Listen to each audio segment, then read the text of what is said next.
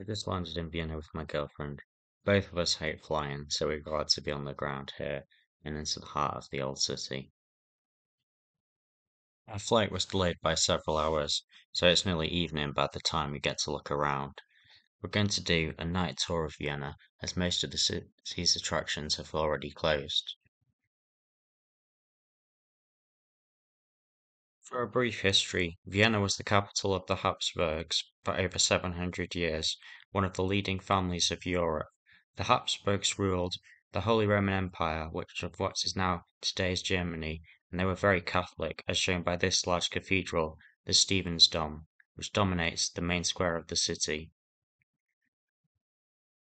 The Habsburgs also presided over significant landmass in Eastern Europe. After the Holy Roman Empire collapsed due to Napoleon's conquests around 1800, these residual lands, plus some additional ones, would form a new empire, the Austro-Hungarian monarchy, which would last until 1918, when the last of the Habsburg emperors abdicated. We're just outside the Hofburg, the Habsburgs' main palace in Vienna. One of the last emperors, Franz Joseph, would ride his carriage through these gates every day, and he could see across the street that building on the right, the Lose House. The arch-conservative Franz Joseph hated this building and dubbed it the building with no eyebrows.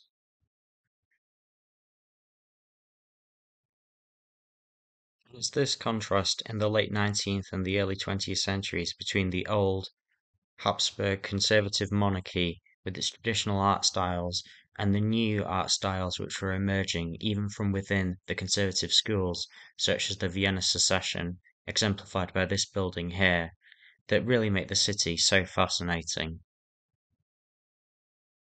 I love the little details on the Secession building, from the tortoises holding up those plant pots on the outside to this golden leaf dome on top.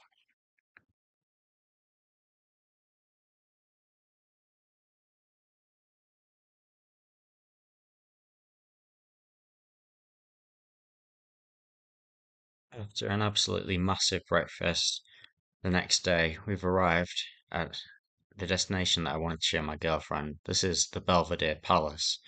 There's actually two palaces, the one you've seen there, the Upper Belvedere, and the one you can see in the distance at the bottom of the hill, the Lower Belvedere, and both of them were built for Prince Eugene of Savoy, one of the greatest generals of Vienna, who repelled the Turks from the city in the 17th century.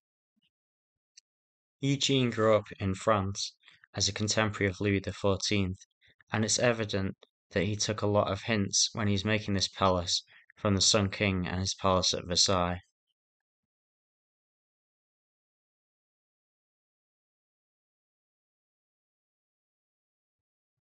Me and my girlfriend had great fun trying to take the perfect selfie in these mirror rooms. If you line the mirrors up just right, you can get a reflection that reflects itself.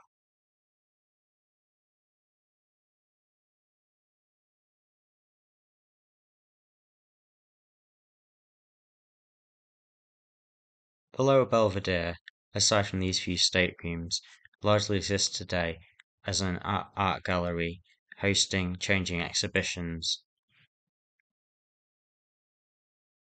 The exhibition this time was on exhibitions that have been held here over the years. We have paintings from throughout the history of the museum. This work is by one of Vienna's most famous artists, Gustav Klimt, and it's one of his landscape paintings. He's mainly famous for landscapes and pictures of women. This one, known as the Ship of the Fools, was one that my girlfriend really liked. There's an awful lot going on in there. The rest of the exhibition showed exhibitions from the rest of Austria's history, including the darkest period under the Nazis. Don't forget, Hitler was also an Austrian artist.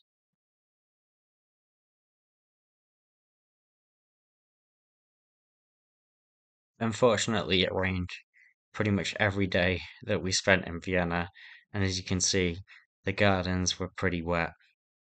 My girlfriend was running up the path trying to get into the house as soon as possible.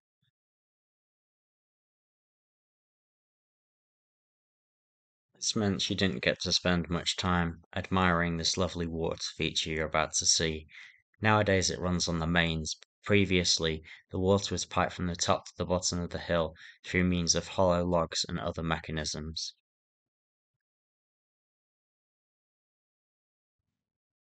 The Upper Belvedere was turned into a museum by Empress Marie Theresa shortly after Prince Eugene's death. The ground floor is filled with artifacts from the Middle Ages. The Habsburgs and the Holy Roman Empire, which they ruled, the clue being in the name, were very Catholic, and so this place is full of altarpieces, painted statues, and other icons. Some of these works have additional wings which would only be open on special occasions such as saints' feast days. Moving up a floor, the building's original purpose as a palace rather than a museum becomes slightly more obvious.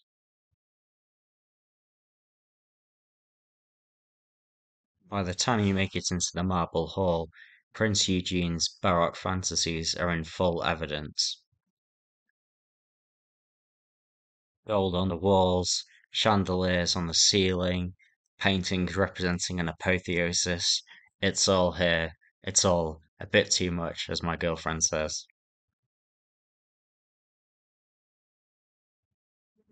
Although obviously not for Prince Eugene, you can see representing here in this rather fetching portrait. And probably not either for the palace's next owners, Marie Theresa, the Empress, and her husband, represented here by these golden busts, and even into living memory by the representatives of Great Britain, the USSR, and the USA and France, who signed into existence the state of Austria here in 1955 in this very hall, undoing the partition of Austria which had happened between the four great powers at the end of World War II. Much of the rest of the floor is given over to the 19th century, with this picture of Napoleon representing what life was like for the military elite, while this picture of a man called up to defend his country represents what military life was like for the common folk. You can see the face of his aged father and mother looking on, worried as he goes out to defend his country. After the military turmoil of the Napoleonic era ended, Austria was left to enjoy a period of relative prosperity with a rising class of bourgeois from traditional families, but also self-made men coming to the fore. They were able to afford to be painted by the most fashionable artists, including Vienna's greatest painter who painted this piece, Gustav Klimt.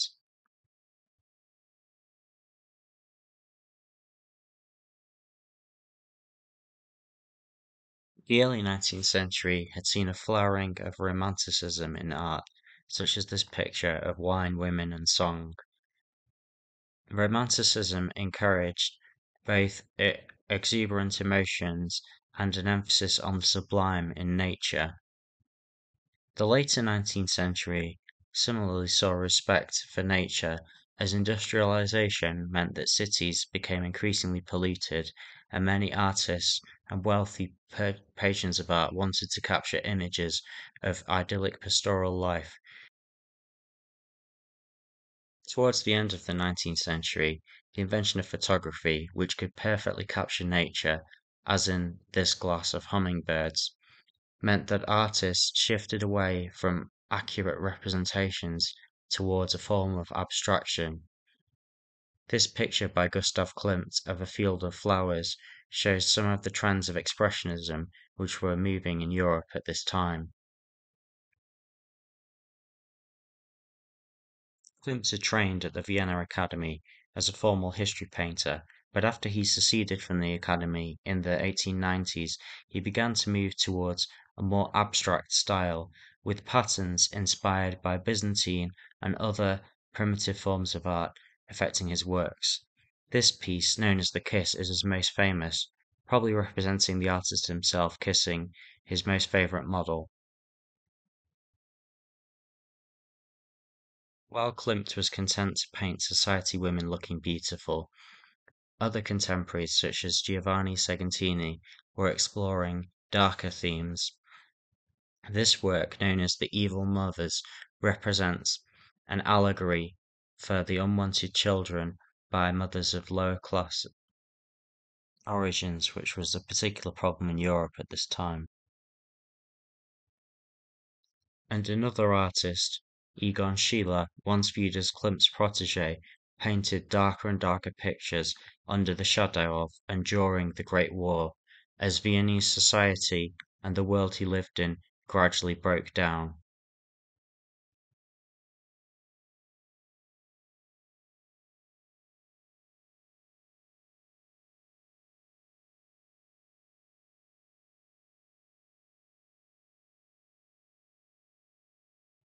Well, as it seemed the only blue sky we'd be seeing was in pictures, we decided to brave the rain after the Belvedere and head towards the Hofburg. This imposing wing of the palace, only completed in the early 20th century, is now home to some impressive museums, including the one we're about to see, which is the Ephesus Museum. During the 19th century, Ephesus in Turkey, which was then under the control of the Ottomans, was full of pagan sculptures which the Ottomans had no use for, so they were happy for the Austrians to come and dig it all up. Consequently, this wonderful marble wing of the palace is now home to several very old Greek and Roman marble sculptures and statues. The works encompass many different periods. This relief from the famous Library of Celsus, which is still standing in Ephesus, you can see in the picture on the right, is from the Roman era.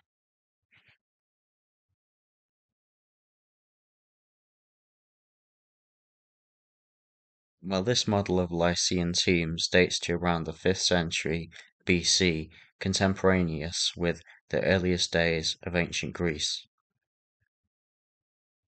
Finally, these heads from the Byzantine period, which I especially love because they're so awful, date from the 5th century AD, when large parts of the Byzantine/Roman Empire were on the verge of collapse, and sculpture had severely regressed from its older form. That older form is encapsulated in this magnificent bronze athlete, probably the finest piece in the whole collection.